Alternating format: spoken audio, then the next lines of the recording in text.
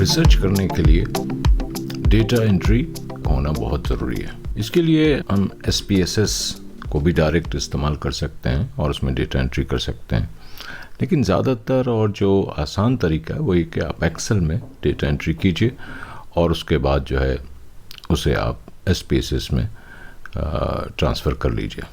लेकिन data entry में बहुत सारी अहम चीज़ें बहुत ज़रूरी हैं कि उसके बगैर डेटा एंट्री या कोई भी पावरफुल एनालिसिस नहीं हो सकता। सबसे पहली बात यह है कि आप जो भी डेटा एंटर करते हैं उसमें कहीं भी ब्लैंक्स नहीं होने चाहिए, कोई भी कॉलम रो ब्लैंक ना हो। दूसरी ये है कि उसमें जो चीज़ें आप डेटा एंट्री कर रहे हैं वो प्रॉपर और ट्रिम्ड हों, और अगर इस तरह नहीं होगा तो डेटा एनालिसिस चाहे आप SPSS से कीजिए या एक्सेल से करें, वो रिज़ल्ट नहीं देगा जो कि उसे देना चाहिए या जो आप एक्सपेक्ट कर रहे हो। तो एक छोटी सी बात है कि जब आप डेटा एंट्री कर लेते हैं, ये मेरे पास एक फिक्टिशियस डेटा है, तो इसे इंश्योर कीजिए ये सारे कॉलम्स को कि ये सारे कॉलम ट्रिम्स और प्रॉपर हैं।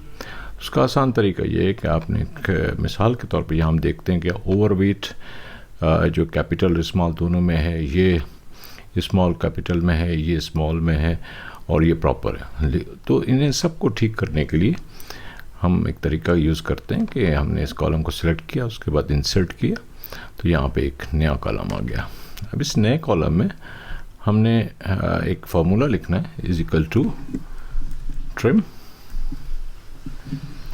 और उसके बाद हमने एक फार्मूला लिखना प्रॉपर। उसके बाद हमने सिलेक्ट किया कि जिसे हम करना चाहें, उसके बाद हमने प्रॉपर का पैरेंथेसिस बंद किया और उसके बाद ब्रैकेट बंद किया हमने ट्रिम का और उसे एंटर कर दिया। तो ये आप देखें प्रॉपर और ट्रिम तरीके से हमारे पास डेटा आया है।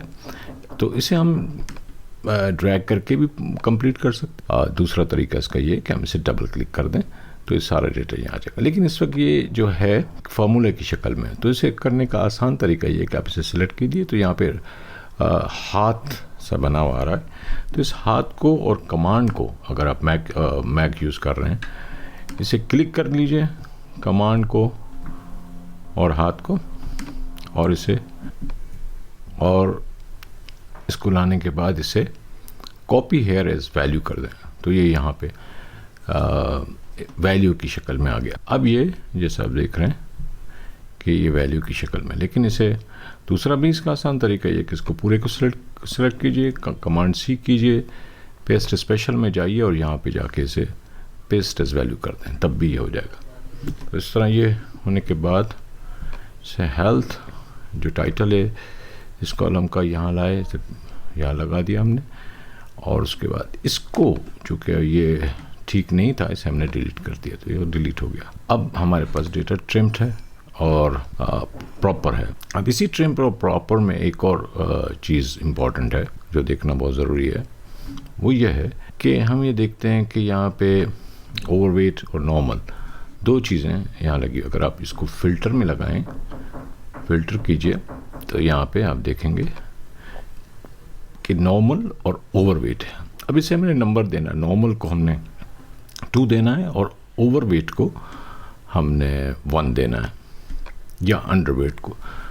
तो उसका आसान तरीका सबसे ये है कि क्योंकि हम यहाँ पे लिख नहीं सके कि 1 क्या है, हमने नॉर्मल एंड ओवरवेट लिखा है, तो उसका आसान तरीका ये है कि आप इसे सिलेक्ट कीजिए इस पूरे कॉलम को, और आप एडिट में फाइंड और रिप्लेस। अब फाइंड और रिप्लेस में हमें क्या चाहिए?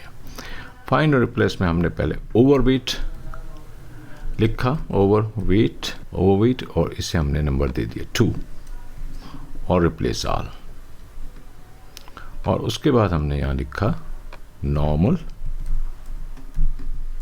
और इसे हमने नंबर दे दिया 1 और रिप्लेस ऑल। तो ये 71 रिप्लेसमेंट इसके आ गए। तो इस तरीके से हमारे पास ये डेटा भी हमारा ठीक हो गया। इसी तरीके से आप दूसरी चीज़ों को भी, अगर आप लिख चुके हैं स्ट्रिंग्स में या टेक्स्ट में, तो इसे नंबर में कन्वर्ट कर सकते हैं, और उसके बाद इसे सेव कर लीजिए और फिर नेक्स्ट वीडियो में हम देखेंगे कि इसको SPSS में किस तरह से एंटर करते हैं। Thank you very much.